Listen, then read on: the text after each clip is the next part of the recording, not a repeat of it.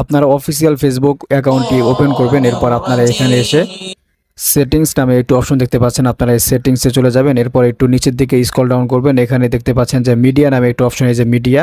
তো এখানে ক্লিক করার পর দেখতে পাচ্ছেন যে এখানে রয়েছে একটি অপশন ডাটা সেভার, আপনারা এখানে টিক মার্ক করে দিবেন।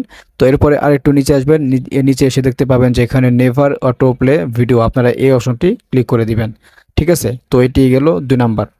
নাম্বার 3, আপনারা ইউটিউবে চলে আসবেন। তো ইউটিউবে চলে আসার পরে একদম ডান দিকে দেখবেন যে ইউ লেখা থাকবে, মানে আপনার নিজের যে অ্যাকাউন্টটা সেটা, তবে আপনার জিমেল যেটি থাকবে সেটি। তো এখানে দেখতে পাচ্ছেন যে উপরের দিকে, উপরে ডান পাশে এখানে সেটিংস নামে একটি অপশন রয়েছে। তো সেটিংসে আসার পরে আপনারা একটু নিচের দিকে দেখতে পাবেন যে ডাটা সেভিং, এই যে ডাটা সেভিং, এরপর আপনারা এটিকে অন করে দিবেন। ঠিক আছে, এটিকে ইনেবল করে দিবেন।